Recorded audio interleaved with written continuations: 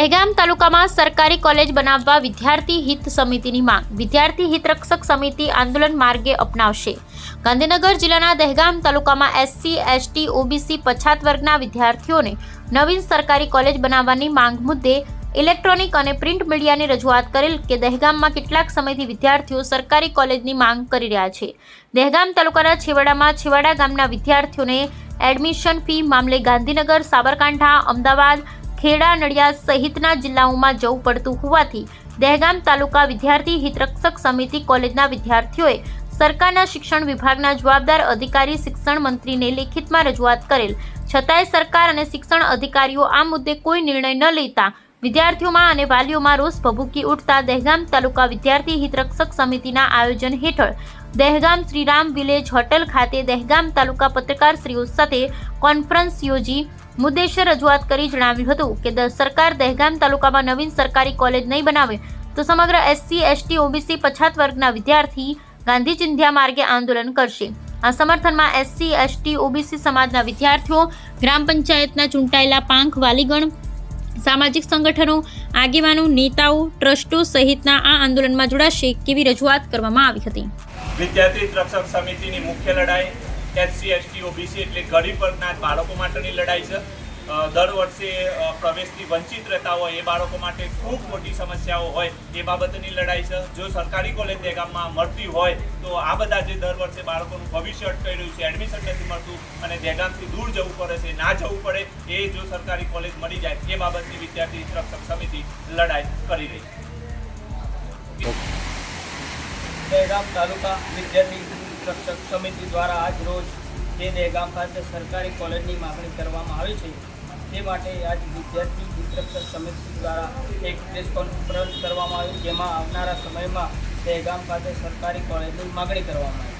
જો સરકારી કોલેજ નહીં આપવામાં આવે તો આવનારા સમયમાં દહેગામ તાલુકાના એસસી, એસટી, ઓબીસીના તમામ વિદ્યાર્થીઓ ગાંધીનગર ખાતે ગાંધી ચિંધ્યા માટે આંદોલન કરશે એવી માહિતી આપવામાં.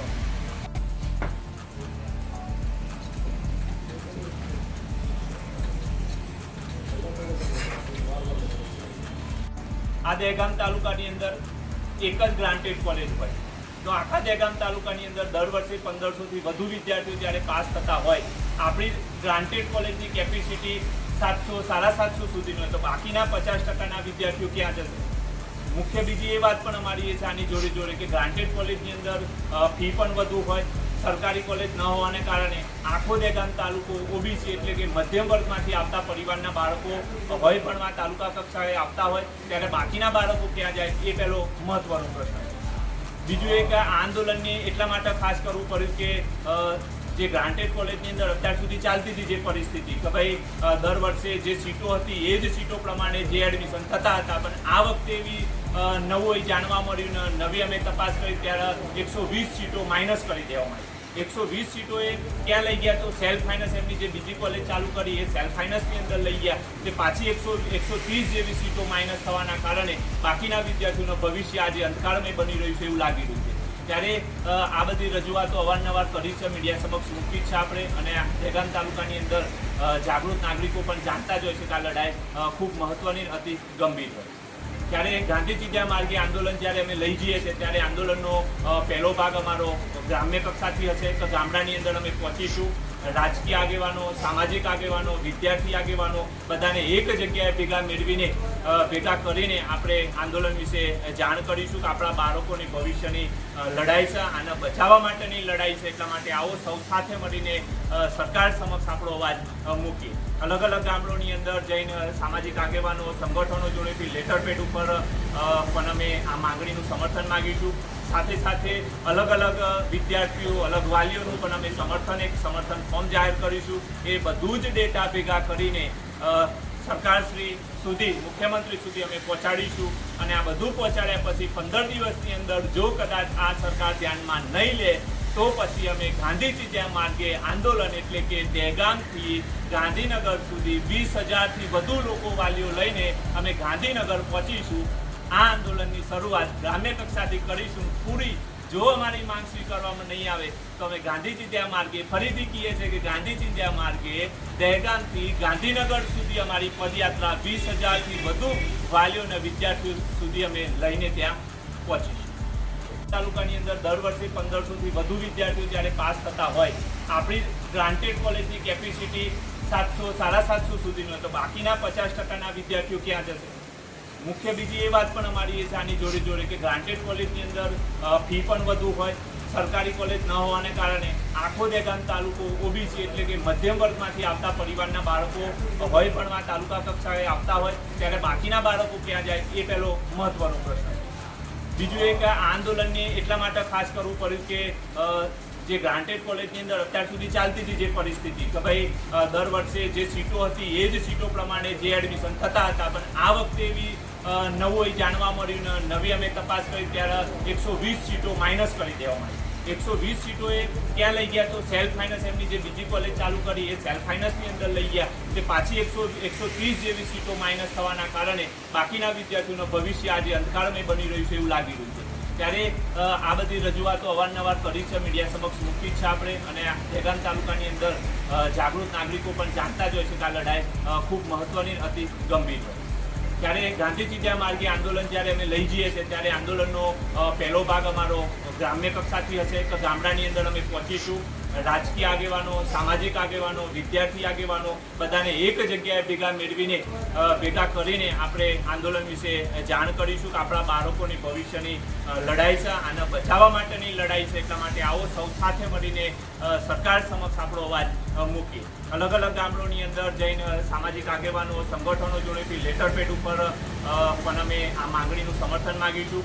સાથે સાથે અલગ અલગ વિદ્યાર્થીઓ, અલગ વાલીઓનું પણ અમે સમર્થન ફોર્મ જાહેર કરીશું. એ બધું જ ડેટા ભેગા કરીને સરકારશ્રી સુધી, મુખ્યમંત્રી સુધી અમે પહોંચાડીશું. અને આ બધું પહોંચાડ્યા પછી 15 દિવસની અંદર જો કદાચ આ સરકાર ધ્યાનમાં નહીં લે તો પછી અમે ગાંધી ચિંધ્યા માર્ગે આંદોલન એટલે કે દહેગામથી ગાંધીનગર સુધી 20,000થી વધુ લોકો વાલીઓ લઈને અમે ગાંધીનગર પહોંચીશું.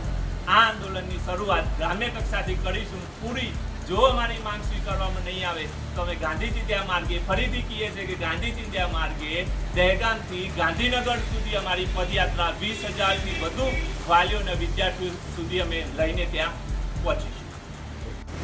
આજની પ્રેસ કોન્ફરન્સમાં સૌ પત્રકાર મિત્રોનું સ્વાગત કરીએ છીએ. મિત્રો, આજની પ્રેસ કોન્ફરન્સ વિદ્યાર્થી હિતરક્ષક સમિતિ દ્વારા આજે રાખવામાં આવી છે. મુખ્ય ઉદ્દેશ એ છે કે દહેગામની અંદર સરકારી કોલેજ બાબતે અગાઉ છેલ્લા કેટલાય સમયથી, છેલ્લા લગભગ 5 વર્ષથી સતત વિદ્યાર્થીઓ વાલીઓ દ્વારા રજૂઆત સરકારશ્રીને મૌખિક લેખિત કરી છે. છતાંય કોઈ પરિણામ ના મળ્યું તો દહેગામના સામાજિક આગેવાનો, વિદ્યાર્થી આગેવાનો ભેગા મળીને એક વિદ્યાર્થી હિતરક્ષક સમિતિની રચના કરી અને રચના કરીને છેલ્લા 1 વર્ષથી સતત તાલુકાથી માંડીને શિક્ષણ મંત્રી સુધી આવેદનો આપ્યા, રજૂઆતો કરી, છતાંય પણ આપણને કોઈ સરકારી કોલેજ બાબતે કોઈ આપણી રજૂઆત સાંભળી નથી. કોઈ યોગ્ય આપણને તંત્ર દ્વારા કોઈ નિર્ણય લેવાયો નથી, કોઈ રજૂઆત આપણને મળી નથી. ત્યારે આજે વિદ્યાર્થી હિતરક્ષક સમિતિ દ્વારા અગાઉ કહ્યો એ પ્રમાણે આજે આંદોલનની શરૂઆત કરશે. ગાંધી ચિંધ્યા માર્ગે આપણે આ આંદોલનની શરૂઆત આજે એની જાહેરાત કરવા આપણા સૌ પત્રકાર મિત્રોના માધ્યમથી તાલુકાની જનતાને આહવાન કરીએ છીએ. આ પત્રકાર પરિષદનો મુખ્ય હેતુ એ છે કે ગામની અંદર અમે પહોંચીને આંદોલનને કેવી રીતે સફળ બનાવી શકાય એ બાબતે ખાસ આ ચર્ચા માટે બોલાવ્યા છે.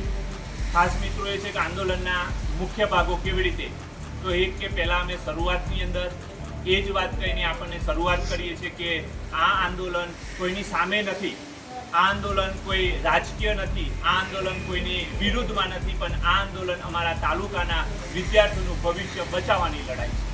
અગાઉ જાણ કરી તે પ્રમાણે કે આ તાલુકાની અંદર એક જ ગ્રાન્ટેડ કોલેજ હોય, 1500થી વધુ વિદ્યાર્થીઓ દર વર્ષે જ્યારે પાસ થશે. આ દહેગામ તાલુકાની અંદર એક જ ગ્રાન્ટેડ કોલેજ હોય તો આખા દહેગામ તાલુકાની અંદર દર વર્ષે 1500. ખાસ જોડે એક વાત એ પણ જાણ કરવાની હોય કે આખો દહેગામ તાલુકાની અંદર SC, ST અને OBC એટલે મધ્યમ વર્ગના બાળકો જ્યારે અહીંયા ભણવા આવતા હોય ત્યારે જો કદાચ આ પ્રાઇવેટીકરણ આવી રીતે ચાલી રહ્યું તો આ બાળકો જશે ક્યાં? આ બાળકોને ભણવા માટે કોણ પૈસા આપશે?